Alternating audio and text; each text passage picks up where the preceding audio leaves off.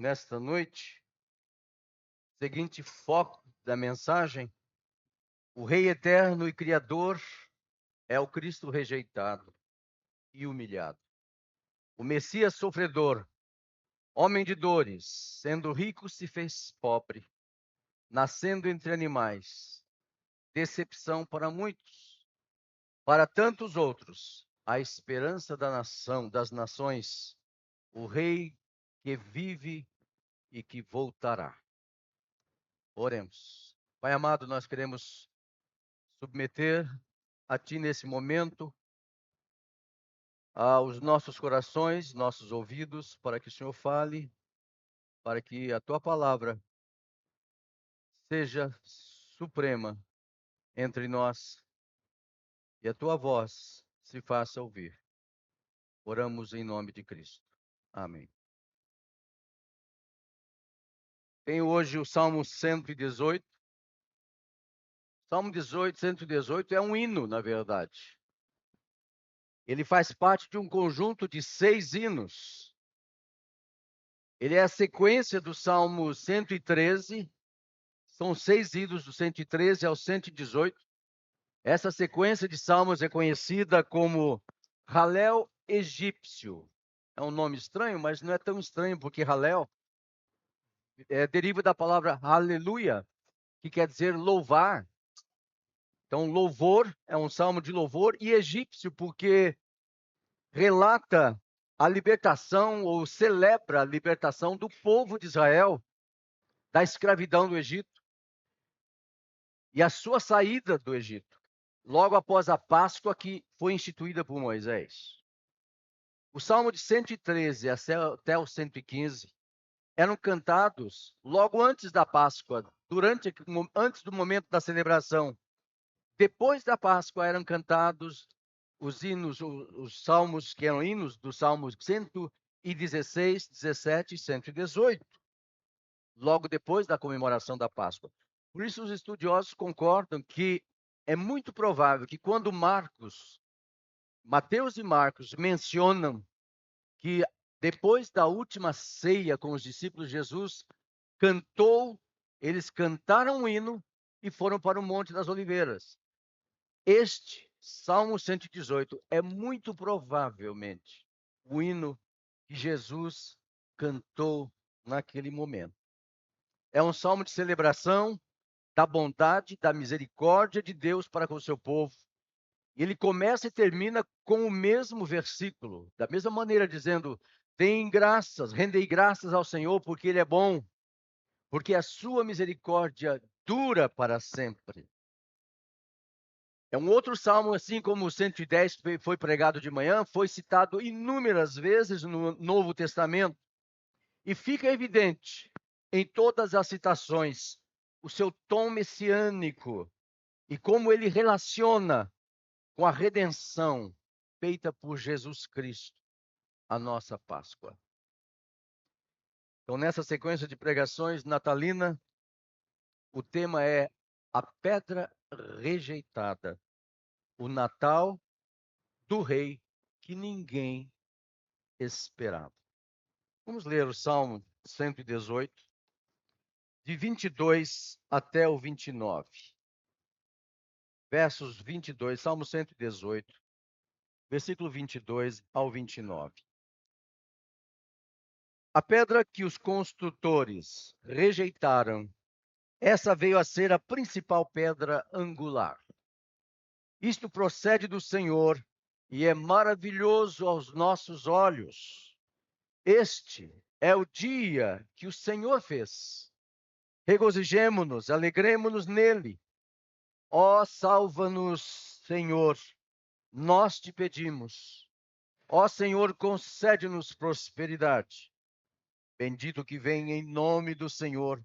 A vós outros da casa do Senhor, nós vos abençoamos. O Senhor é Deus, Ele é a nossa luz. Adornai a festa com ramos até as pontas do altar.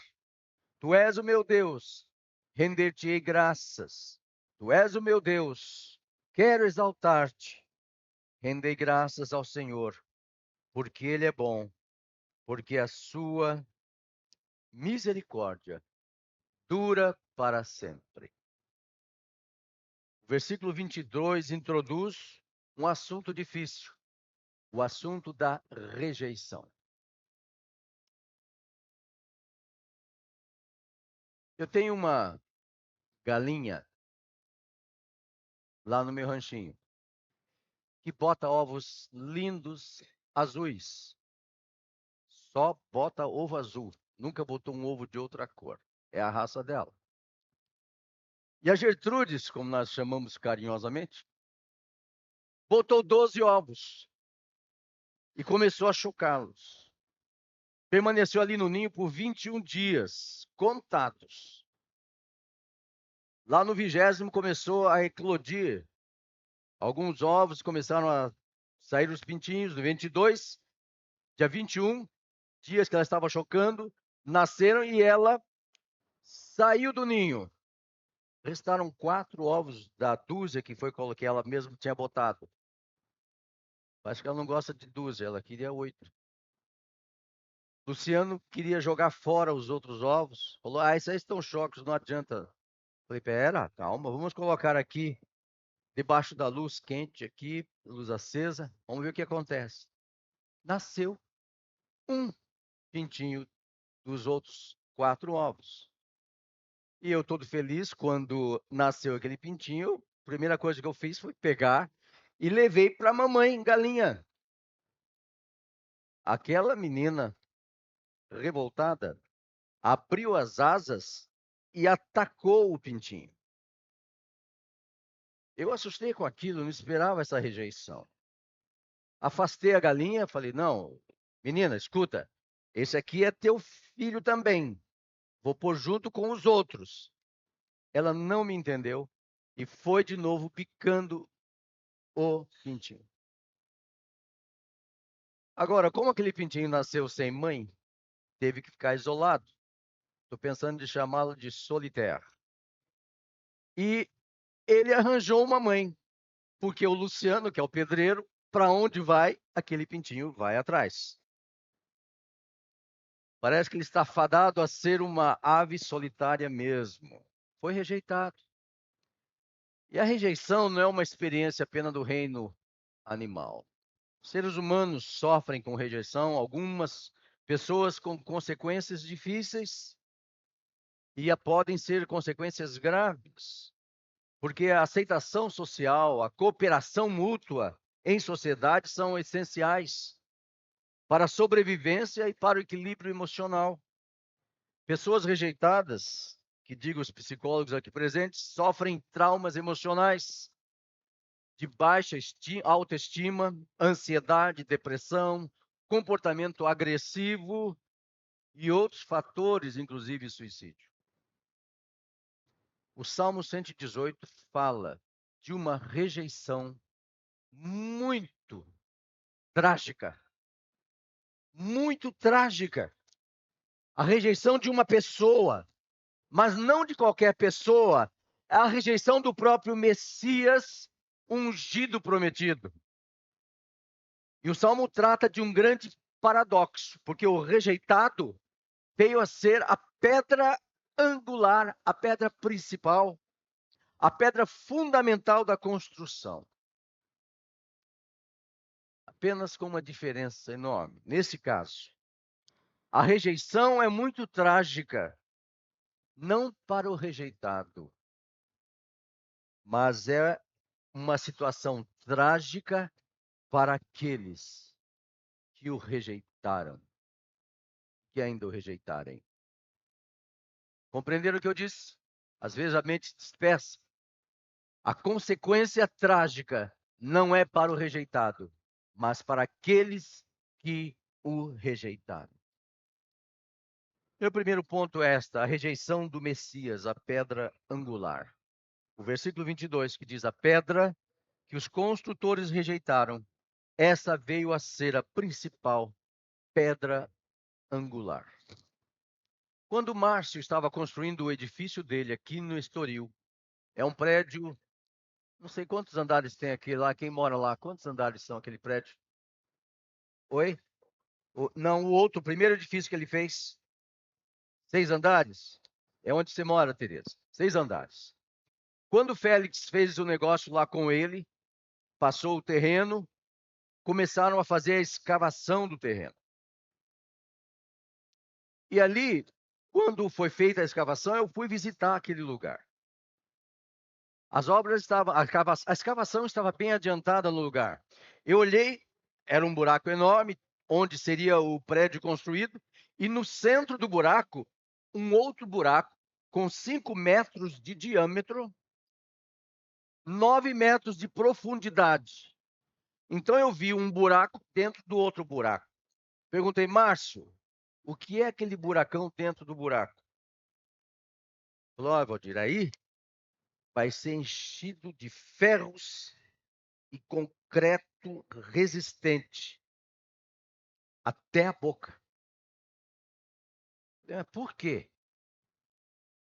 Porque este é o pilar de sustentação do prédio. Sobre esse pilar vai recair todo o peso principal do prédio. Eu, quando olhava se você vai lá hoje, na garagem daquele prédio, você vê alguns pilares. Não se iluda, não são aqueles pilares que estão sustentando toda aquela estrutura. Ali tem 9 metros de profundidade, com 5 de diâmetro, de um concreto muito forte, muita ferragem, que segura aquele prédio. Vocês que moram lá, pode ficar sossegado, porque se não tiver um terremoto igual ao do Japão, não derruba aquele prédio, porque ele está sobre uma rocha, um concreto firme. E nós estamos falando aqui de um concreto firme, de uma pedra, porque a situação é simplesmente muda, porque naquele tempo as casas construídas com pedra não eram feitas com concreto e pilares como nós fazemos hoje. É somente uma linguagem de agora que nós usamos da pedra fundamental. Hoje ela acaba sendo a pedra fundamental, ela acaba sendo mais uma linguagem. Por exemplo, nós temos aqui uma pedra fundamental guardada, e eu lembro quando colocamos também, mas nas casas que eram feitas de pedra, era uma pedra de esquina, onde o peso do edifício repousava. A importância dela é tremenda para a segurança do edifício. Quem é a pedra? É a primeira pergunta que eu faço. Quando Jesus afirmou lá em Mateus capítulo 16, 6, ele disse: Tu és Pedro, e sobre esta pedra edificarei a minha igreja. De quem Jesus estava falando?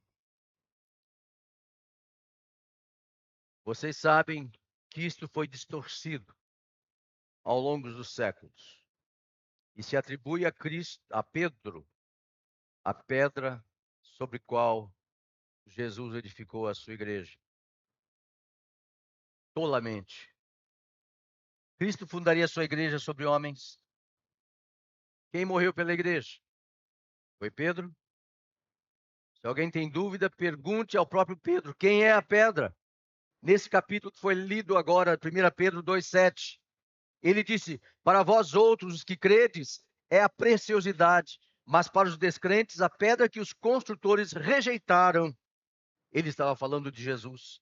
Essa veio a ser a principal pedra angular.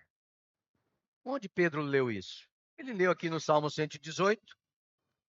Ele diz no capítulo 2 e 3 desse mesmo versículo, na carta dele, na 1 Pedro 2,7, no versículo 2 ele diz, se é que já tem experiência de que o Senhor é bondoso. Ele começa assim nesse capítulo. Porque é assim que começa o Salmo 118. O Senhor é bom e misericordioso. Ele faz então referência ao Salmo de 118, versículo 1. Render graça ao Senhor porque Ele é bom. Essa bondade e misericórdia do Senhor está permeando todo este salmo e culmina com a vinda do Messias ao mundo sendo rejeitado. Pedro estava deixando claro então que ele não era pedra, mas a pedra é o próprio Senhor Jesus Cristo. Cristo é a pedra fundamental da sua igreja. Segunda pergunta, quem o rejeitou? Quem são esses construtores que fala aqui? Que diz, nós lemos a pedra, os construtores rejeitaram. Quem é esse consultor? Quem são eles? Eles são os próprios líderes da nação de Israel. Religiosos, influentes, sacerdotes, rabinos, escribas, fariseus. Eles não compreenderam o papel do Messias como salvador espiritual. Mas não foi somente a liderança que não compreendeu. A turbe também não, o povo também não entendeu. Porque aquele Messias foi uma decepção para o povo. Ele não atendeu às expectativas, porque as expectativas deles eram conforme a sua mentalidade. Esperava que o Messias fosse um grande libertador político, à maneira de Moisés, por exemplo. Um grande líder, forte, lutador, que os libertasse do domínio do Império Romano. Mas o que eles viram ali era decepcionante. Ali estava apenas um rabi, um mestre, manso, humilde, um servo de todos, incapaz de revidar e que ensinava a eles a amar os inimigos. Aquele era ninguém mais e apenas o filho de Maria. Porventura não estão entre nós os seus irmãos? A multidão o buscava porque ele fazia muitos milagres, porque ele curava suas mazelas, porque ele lhes matava a fome. Uma semana antes, eles se juntaram, antes da Páscoa, se juntaram com o resto de ânimo que tinha e clamaram: Hosana ao filho de Davi. Ou seja, como diz o versículo 25, salva-nos, Senhor.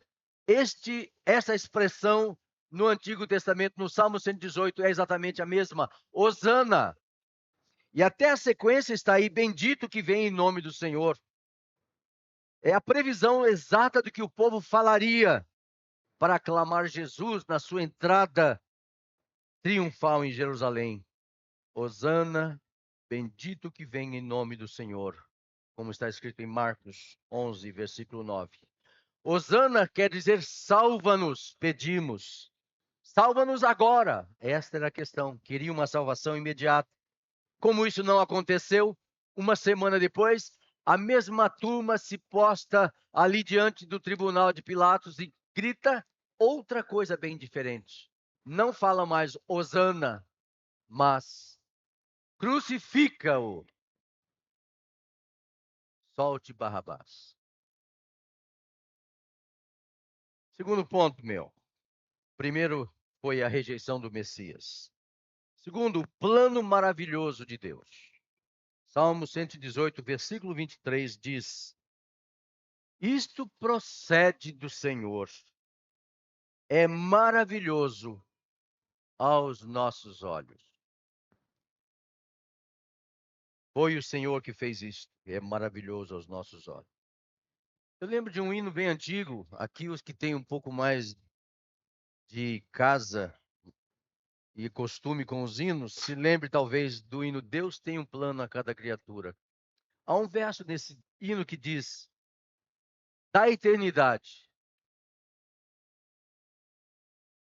Deus planejou a redenção na cruz ao pecador. O plano da redenção foi realizado na eternidade. Isto é perfeitamente bíblico e consoante com toda a Escritura. Nós sabemos que Deus planejou toda todo o acontecimento que houve em Cristo desde a eternidade passada. Agora, embora tivesse tudo planejado, é muito intrigante que ninguém esperasse que o Natal fosse do jeito que foi. Talvez havia exceção em alguns daqueles magos estudiosos que estavam buscando os sinais, estavam atentos e não perderam aquele momento do nascimento de Cristo.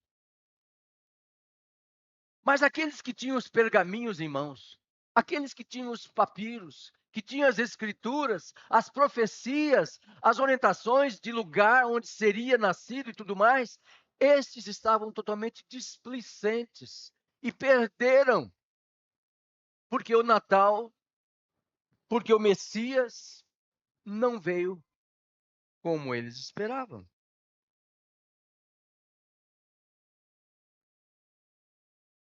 Se você tivesse que planejar a vinda de Cristo, estava pensando nisso.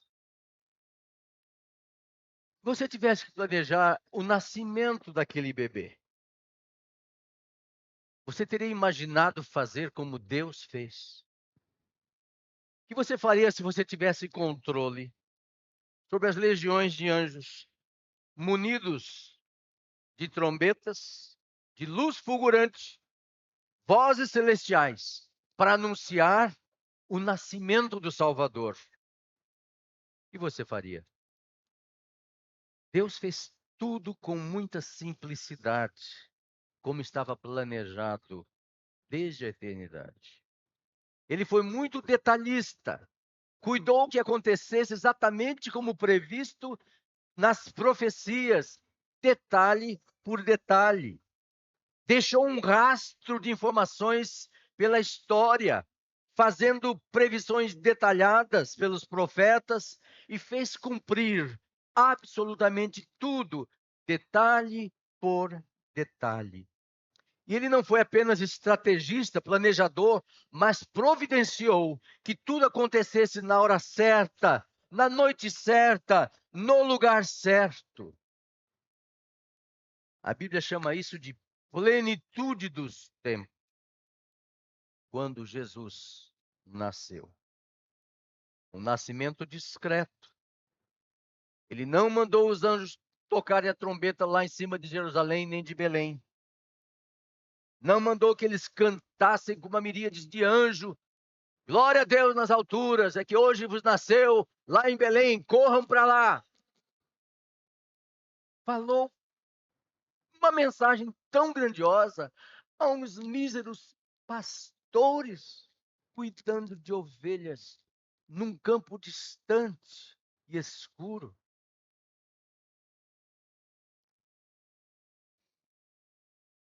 Mistério, sem grandes alardes. Sabe por quê? Deus não alardeou o nascimento de Cristo? Porque a fé não é fruto do que se vê, não é fruto do que se prova. Bem-aventurados que não viram e creram.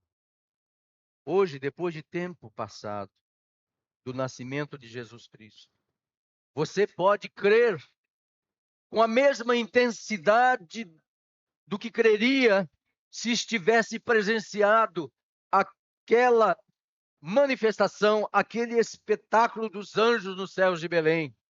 Ou se tivesse ido com os magos até a manjedoura levar os presentes ao infante nascido. A fé que Deus coloca em nosso coração é tão certa como se eu tivesse presenciado tudo aquilo sem ter estado lá. E Jesus disse: bem-aventurado os que não viram e creram. Você é bem-aventurado se crer nesta verdade sem ter visto. Porque Jesus veio como veio. Por que tão pobre? Por que tão desprezado? Por que tão humilhado? A humilhação de Jesus foi, escute bem, uma obra soberana de Deus. Ele sendo rei, sendo o Senhor do universo, ele que é o resplendor da glória, a expressão exata do seu ser, como diz em Hebreus, e que sustenta todas as coisas pela palavra do seu poder, aquele que é superior a Moisés, a todos os profetas, maior que Salomão, aquele que sendo rico, se fez pobre para que por meio da sua pobreza nos tornássemos ricos. A sua morte na cruz foi a expressão máxima dessa humilhação, colocado como espetáculo ao mundo,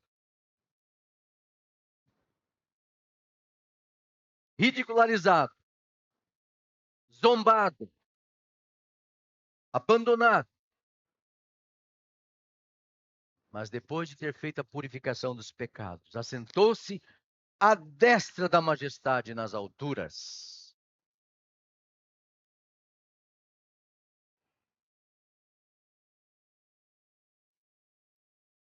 A humanidade não entende o seu nascimento, nem a sua morte. Estamos em pleno Natal.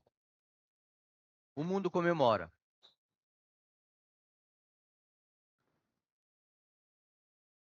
A ênfase não está em Cristo.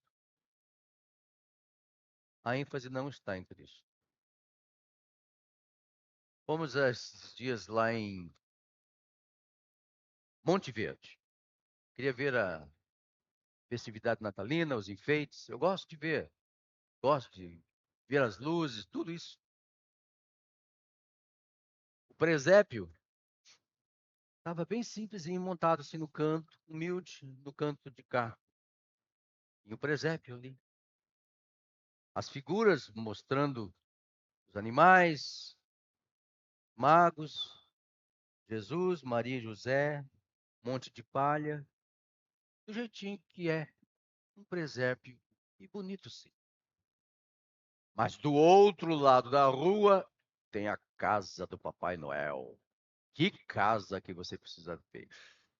Que espetáculo de luzes, de beleza, de atração, de atratividade.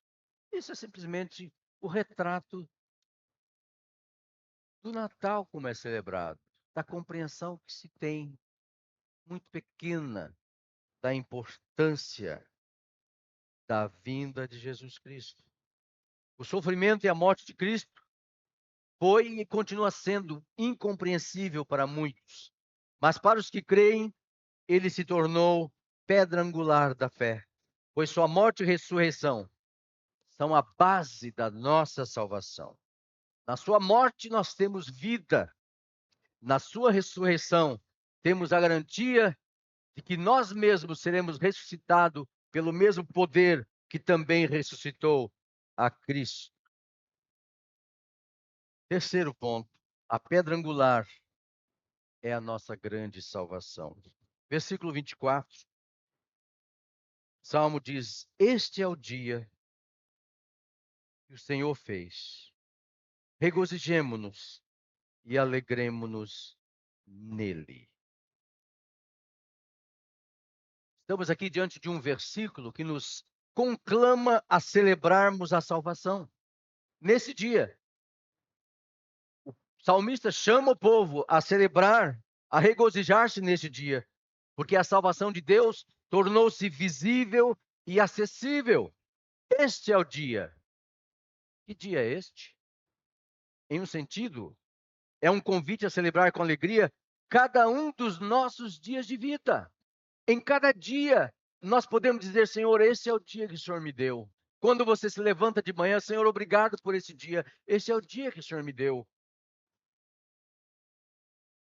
Sim, esse é um dia de gratidão do nosso viver enquanto estamos aqui. Aquele dia que Moisés disse: ensina-nos a contar o nosso dia, até que alcancemos corações sábios.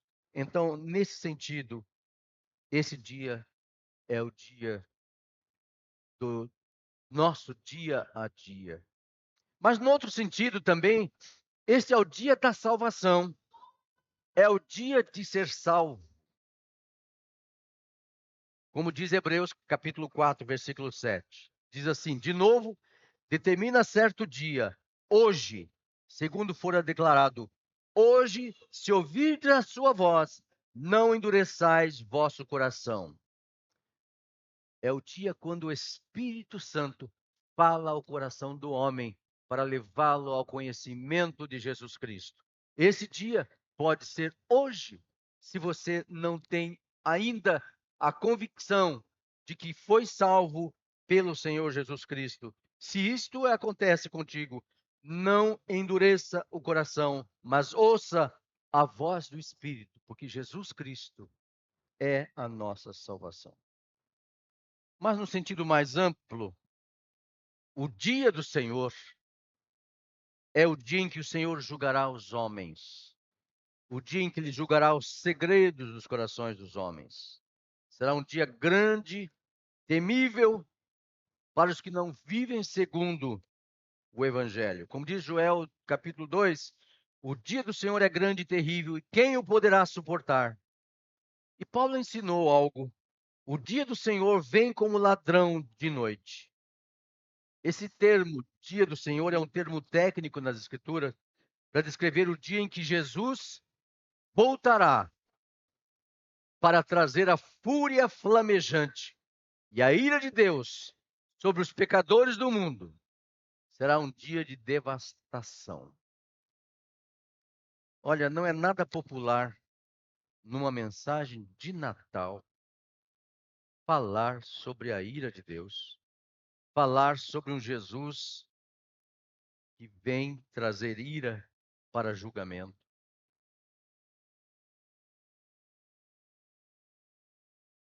Porque num sermão de Natal raramente você vai ouvir essas coisas. Só aqui na IPG você ouve. O dia em que Jesus voltará para julgar aqueles que o rejeitaram. Mas quem disse isso? Foi o próprio Jesus. Lá em João capítulo 12, versículo 48.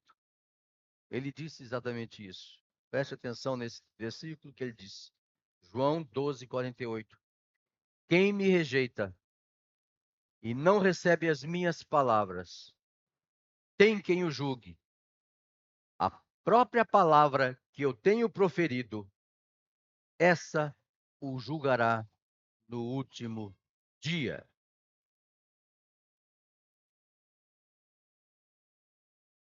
Por isso é muito apropriada a frase do comentarista bíblico Matthew Henry, disse o seguinte: a rejeição de Cristo agora é a aceitação do julgamento futuro.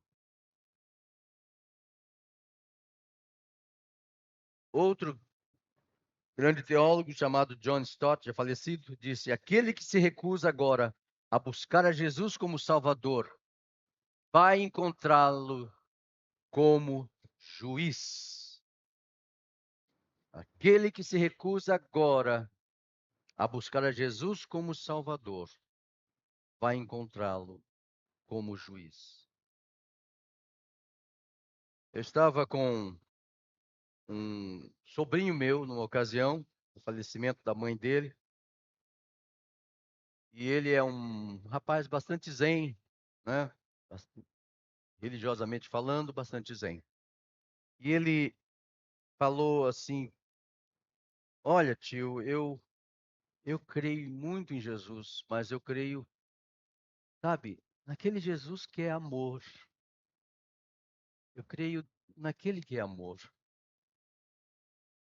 Eu não posso vê-lo de outra maneira. Eu disse: você deve crê-lo como Jesus que é amor, sim. Mas não se esqueça que ele voltará como juiz. Porque essas duas faces são difíceis para todo ser humano aceitar e entender. Porque é mais simples e mais cômodo somente querer desfrutar dessa maneira, porque somente o Jesus que é amor, não existe abnegação nem negação pessoal. Você pode continuar vivendo de qualquer maneira, se somente compreende que Cristo não é justiça também. Mas Cristo é tanto cordeiro como leão. No livro de Apocalipse, irmãos, tem algo bastante impressionante que me deixa emocionado quando leio. No capítulo 5 de Apocalipse, você olhar lá, pode abrir sua Bíblia, dá tempo de você fazer isso. Olha como é impressionante isso. Quando João chorava, porque ninguém havia digno de abrir o livro. E ele chorava. Diz o versículo 4: eu chorava muito, porque ninguém foi achado digno de abrir o livro, nem mesmo de olhar para ele. E o versículo 5 diz: todavia, um dos anciãos me disse: não chores, eis o leão da tribo de Judá. Não chores, eis o leão. Então João se volta para ver o leão, mas quando ele olha, ele vê no trono o cordeiro.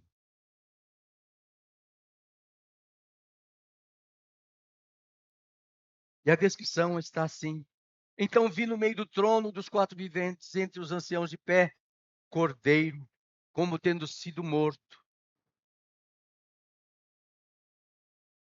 E mais à frente, no versículo 9, entoava um novo cântico, dizendo: digno és de tomar o livro, abrir os selos, porque foste morto, com o teu sangue compraste para Deus os que procedem de toda tribo, língua, povo e nação.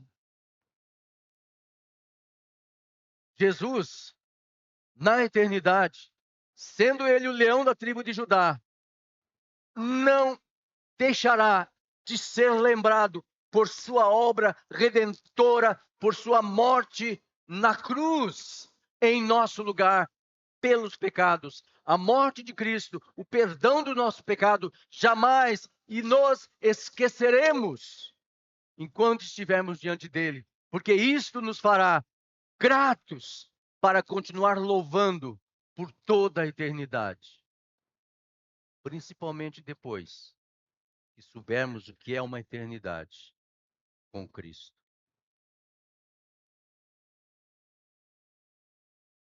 A rejeição de Cristo é trágica, não para Cristo, mas para aquele que rejeita. Por último, o Salmo 118, sendo um salmo messiânico e sendo a fotografia do próprio Cristo, eu busquei aqui nos versículos, de cada um desses versículos, Jesus presente neles. E olha, veja lá no Salmo, versículo 1. Eu não vou ler o Salmo todo. Talvez dê para... não vou ler por causa do horário. Mas, somente mencionar. No versículo 1, vemos um Jesus que é Senhor, que é bom e misericordioso. No versículo 5, o Senhor que ouve o meu clamor. Versículo 6, o Senhor que está comigo, o Deus onipresente, aquele que disse: estou convosco todos os dias. Versículo de 8 a 12, o Senhor que é o nosso refúgio, o nosso protetor. No verso 14, aquele que é o meu cântico, e eu gostei de ver as palavras que Spurgeon usou para falar, aquele que é a minha música. Jesus é a minha música. No versículo 20, ele é a porta, como ele mesmo disse no Evangelho de João 10, eu sou a porta. Versículo 21, ele é a salvação. Versículo 22, ele é a pedra angular, é o sustento da nossa vida. Versículo 26, é o Messias prometido. Versículo 27, ele é a luz para as nações. Versículo 28, ele é Deus. Tu és o meu Deus, diz o verso 28. Render-te-ei graças. Tu és o meu Deus, quero exaltar-te. E o salmo termina: rendei graças ao Senhor, porque Ele é bom, porque a sua misericórdia dura para sempre. Termino dizendo: Jesus Cristo foi humilhado, foi obediente até a morte e morte de cruz. Mas voltará em majestade e glória para os que nele creem. Ele será o Salvador exaltado. A sua segunda vinda trará justiça, paz e a consumação dos tempos. Mas enquanto nós aguardamos o retorno de Cristo, somos chamados a viver uma vida de obediência e de gratidão a Ele. O rejeitado se tornou a pedra angular da nossa fé, sobre o qual o nosso edifício está edificado. A decepção de muitos com a natureza do seu ministério é fruto do pecado do homem e jamais apagou a maravilha da sua obra redentora. Ele é a esperança do mundo. Ele é o nosso Natal. Ele é a nossa Páscoa, o nosso Redentor, o nosso Rei eterno, que voltará. Oremos. Bendito seja o teu nome. Cremos nessas verdades, Senhor Jesus. Cremos que Ele é a pedra rejeitada pelos homens, mas para Deus eleita e preciosa. Cremos, Senhor Deus, na sua segunda vinda. Nós o aguardamos e vivemos aqui, Senhor, queremos pedir-te que nos ajude a viver de maneira irrepreensível, na expectativa diária do retorno de Cristo. E assim, ó Deus, proclamar a tua palavra, o Evangelho, e cantar a tua salvação enquanto vivemos. Em nome de Cristo Jesus. Amém.